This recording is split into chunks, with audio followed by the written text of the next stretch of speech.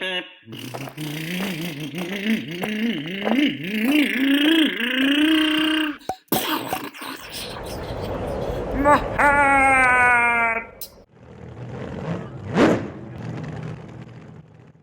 this video, I'm going to talk about drive ratios, final drive ratio, initial drive ratio, all that fun stuff, dealing with gears and ratio. I'm also going to talk about calculating potential speed. Now, when it comes to ratios, I'm going to show you how to calculate your ratio if you know how many teeth each gear has in your system. And then I'm going to show you how to figure it out if you don't know how many teeth are in your system. So for example, if you don't want to open up your gearbox, I'm going to show you how to figure that out. And when it comes to ratios, we can have an initial drive ratio. This is just the relationship between your spur and your pinion gear. Your differential ratio or gearbox ratio, it's the ratio of the internal gears. And I'm going to go over some examples. And then final drive ratio, that's the combination of the previous two. Now, initial drive ratio, like I said, it's just your spur. So imagine this is the spur gear, and this is the pinion gear. This is the one connected to the motor or engine, depending on your vehicle, RC, whatever it is. So let's assume this is a 20-tooth pinion, and this is a 60-tooth spur. The way you calculate the ratio is quite simple. You just take your spur, and you divide it by the pinion. So spur teeth divided by pinion teeth. That's it. So we have 60 divided by 20. I ended up picking these numbers just to make this simple. But it could be 52 and 13, 56 and 12, 84 and 27. So whatever it is, now this is something that you would be able to just look at the motor and count. Usually it says on the gear. If it doesn't say on the gear, just mark one tooth and then just count. But divide them into two. So in this example, we would have a gear ratio of 3 or 3:1. Now think of this also as a fraction. So 3:1, meaning 3 divided by 1. Now it's also important that you think of the reduction. So this is a gear ratio. This is the gear reduction. The gear reduction is just the inverse. So if your gear ratio is 3:1, your reduction is going to be 1:3. In other words, 1/3. So what that means is this is going to spin 1/3 of whatever this spins. So if this spins 9 times, this is going to spin 1/3 of 9, which is 3 times. That's what that means. So your gear ratio is going to be 3:1, meaning this spins 3 times for every 1 time. That's the explanation. Now, if you continue on, you can have different systems. So you can have a gearbox with multiple gears, say 3, 4, or 5 gears. It depends on your gearbox. Traxxas, for example, will have 3 gears usually. You'll have your lay shaft with a gear there. You'll have an idler gear and then the differential gear. Now, if you have a differential that goes in at a 90 degrees, such as many vehicles out there, say a Ford Tech, whatever the vehicle, you're going to look at something like this. You're going to have a pinion right in here, and then you're going to have your spur gear. So these are going to be essentially the same way of calculating things. So let's say this has 10 teeth. This has 20 teeth. This has 40 teeth. So if this spins 4 times, because this is twice as big, this is going to spin half as many times. So this is going to spin 2. But this one has twice as many teeth, so this one's going to spin half of this, so this is only going to spin 1. The reality is, we don't really care about the gears in between. The only reason why we have gears in between is maybe because of space. If we wanted the same ratio, this 4:1 ratio, this gear, to just have 2 gears, these may be too big for the application or the space that we have. Or we may need to extend the drive. Maybe we need the motor to be over here and we need the wheels to be over here and then gears in between to connect everything. That's the only reason. So really, we don't care about this gear inside. We just care about the first gear and the last gear that power is going to. And the reason why is everything's going to be linear. all rotations are going to be linear. And this is going to be the ratio. So ratio is going to be 4 to 1. So we look at 40 teeth, 20 teeth, 10 teeth. We don't care about this one, just the two ends. So we take the final gear that's being driven divided by the initial gear that's being driven. And that's 40 divided by 10 is equal to 4 for a gear ratio of 4 to 1. If you think of the reduction is 1 to 4, which is 1/4. So what that means is for every 4 times this spins, this will spin 1. So it's a reduction of 1 to 4. So a ratio is 4 to 1. This spins 4 times for every 1. Like I said, different ways of looking at it, but think of the reduction. That's going to be important for calculating speed. Now, same scenario right over here. If we have our pinion is a 10 tooth. This is a 40 tooth. It's the same thing. Just plug in the numbers, 40 divided by 10, 40 divided by 10. So whatever this is, divided by this. And that's what's going to give you your ratio. Now, let's combine everything together.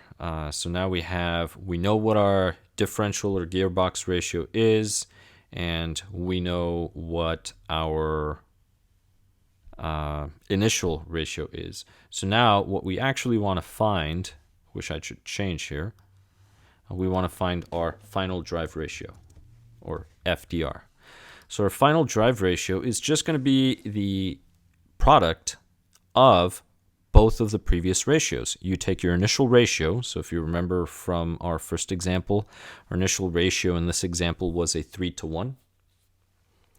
And then our ratio from the ladder, from the ladder was a 4 to 1. So we're going to need both of these ratios now. So here we have our 4 to 1, and it doesn't matter what type of gearbox or just plain old differential we have. If both of them are 4 to 1, it'll be the same. And then our initial ratio is a 3 to 1. So like I said, think of this as 3 divided by 1. That's just 3. 4 divided by 1, that is just 4. So you multiply 3 times 4, that'll give you 12. That's your system ratio. So that's your final drive ratio, or FDR. Now, let's just say you don't know these numbers. You don't know the gears. You could easily open everything up and just count all the teeth, but you don't want to. And I say easily, but in reality, many vehicles, it would take quite a lot of time. It would take a lot longer than doing this method.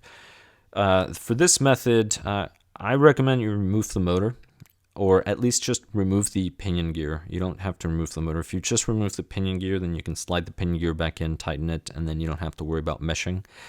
So just remove the pinion gears so that it doesn't cog up with the motor as you spin the vehicle. But put the vehicle on the ground or on a surface where the traction wheels, so if it's rear-wheel drive, these two have to be on a surface evenly.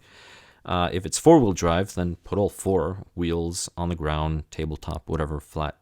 And make sure that your tires can give 1 full revolution, so 1 full rotation. Now go ahead and have a reference point. Just mark a reference point, make a line on the tire, and you can either make it on top or make it on bottom. So if you start on the bottom, you're going to do a whole revolution until that line touches the bottom again. Or top, that works. Same thing with the pinion gear. Make sure to mark a tooth as a reference. Or if the number happens to be on that tooth, use that as a reference. But just mark a tooth. And then what you're going to do is just roll the vehicle. So the vehicle is going to roll and the tire is going to rotate. And what you're going to do is rotate the vehicle so that the tire gives just one full revolution, and then count how many times the spur gear spun. So let's just say, hypothetically speaking, the tire is going to do 1 revolution, and you're only doing 1 on the tire, and say the pinion spun 4 times. So then your X would be 4. So that means that your ratio here for this part of the system is a 1 or 4 to 1. So this is not your final drive ratio yet. All right. This is just a ratio for this part of the system.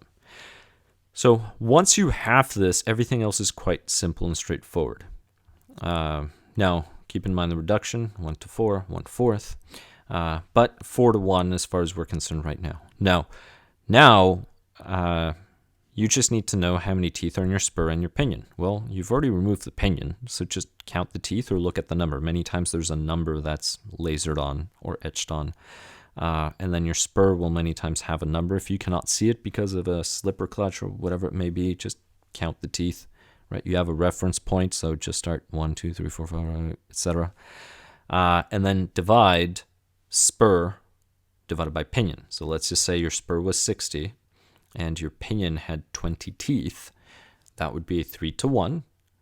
Remember, 4 divided by 1 is just 4. 3 divided by 1 is just 3. Therefore, 4 times 3 is 12.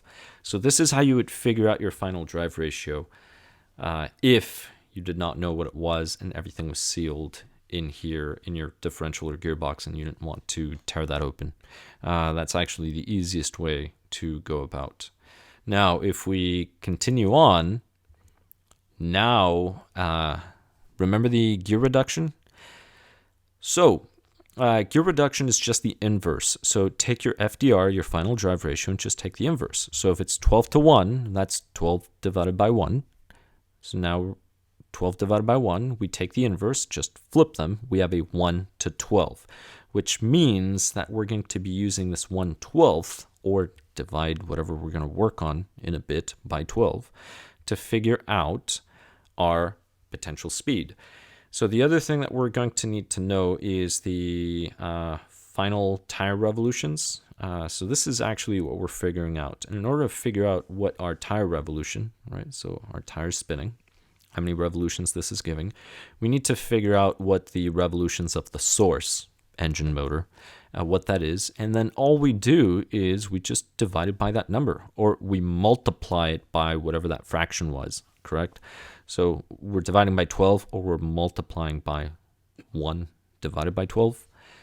And that's really all we do.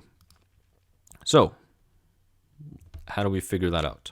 Well, it's actually quite simple. In order to find the tire revolutions on here, so select a tire, right? So if it's a two-wheel drive over here, if all the tires are the same, it's a short course, right? Just use that. And you need to figure out what the radius is. So measure from the center, so right here, all the way to the edge. And really, it's potential speed, it's hypothetical, an approximation is fine. You're going to need to know your motor RPM or have a ballpark idea of what the RPM is.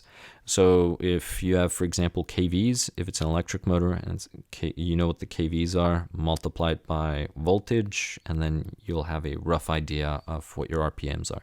Now, you are going to be off. There is going to be an error, and I'm going to talk about that later on. But let's just say you have an engine or a motor that's 4,000 RPMs, right?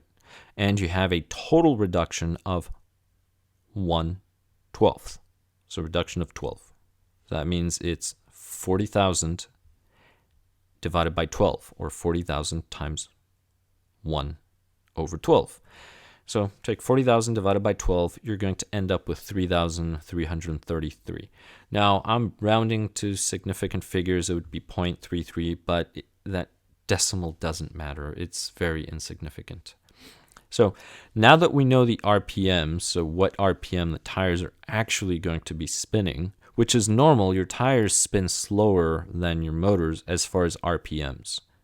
That's normal because you're using gears to multiply your torque. That's the reason why.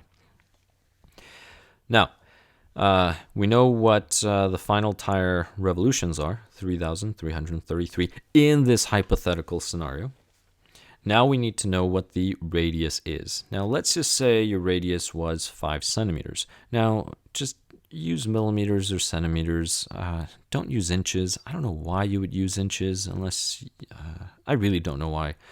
Back in my youth, I worked for a land surveyor here in the States, and we never used inches. We used feet, and then we divided that up into decimal units. So we had a decifoot, for example. So we divide up a foot into 10, and then we would divide it again to 10 and then to 10. So we would have a tenth of a foot, hundredth of a foot, a thousandth of a foot. Nobody uses inches. There's only two professions interested in inches, and one of them is carpentry. I'm not going to mention the other one. This is kid friendly, but use centimeters. It's much easier. So let's just say the radius is about 5 centimeters, which if you think about a short course or say a no prep drag car, you're looking at about 5 centimeters in radius. So take your radius, now figure out what your circumference, right? So the measurement on the outside is by taking the equation, 2 pi times the radius. So 2 times, again, rounding, 3.14 times 5 centimeters. Well, this is easy, right? 2 times 5 is 10. Move the decimal over once, so 31.4 centimeters. Now, we don't really care about centimeters per minute, centimeters per hour. We want kilometers per hour because that's generally what we use. So let's just go centimeters to meters. Centi, 100. Divide by 100 to go to meters. So just move the decimal point twice. So we have 0.314 meters. And this is the number that we need. Now, we know what our final tire revolutions are. So take your final tire revolutions, and these are per minute. And meters is the distance that we're working with based on our conversion. So our unit will be meters per minute. So just multiply the two together. In this case, it's going to be 3,333 times 0.314. If your radius changes, this number will change. It just happens to be a coincidence. You multiply the two together, we have 1,046. We're just going to round to 47, right? 0.56. Again, 1,047. Those are the units that really matter. And after this, we just need to do a few little conversions. So hypothetical speed or potential speed. We have 10,047 meters per minute, which is what we got last time, but we're not interested in minutes, we're interested in hours. So there's 60 minutes per hour, so we go ahead and multiply by 60. Now it's going to be minute on top, minute on bottom. They cancel out. We're going to be left with meters per hour. Therefore, 62,820 meters per hour. But we're not interested in meters per hour, but kilometers per hour. So now we have to divide by 1,000 because there's 1,000 meters per kilometer. So just move the decimal place 3 times. 1, 2, 3. Fabulous. We round 62.8. We could call this 63 kilometers per hour. Now, if the units are somewhat confusing here, just look at this part over here. So we have meters per hour, divided by meters per kilometer, meters per kilometer. Once we have this, remember that dividing by a fraction is the same thing as multiplying by the reciprocal. So flip the second one, right? And now meters go away. So you would have meters times kilometers divided by hours times meters. So meter divided by meters is 1. So you're left with kilometers divided by hours, or kilometers per hour. So our hypothetical speed or potential speed would be 62.8 kilometers per hour. Now keep in mind that if you made a major mistake with the motor RPM, you're going to be potentially way off.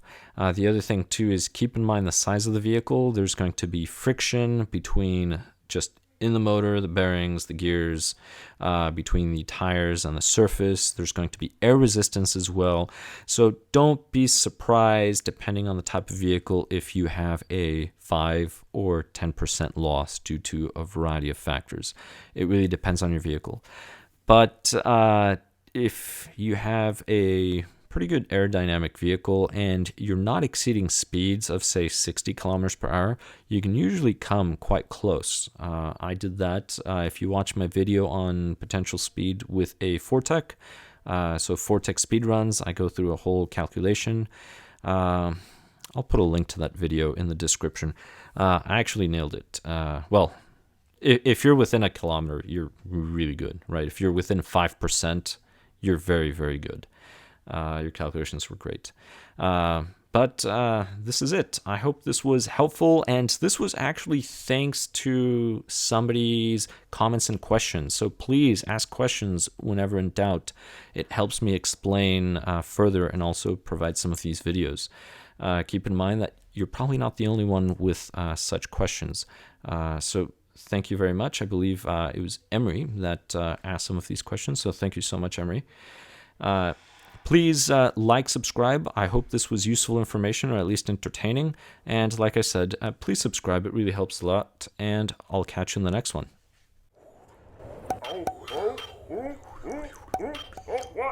Oh, my hair! My car! My rod!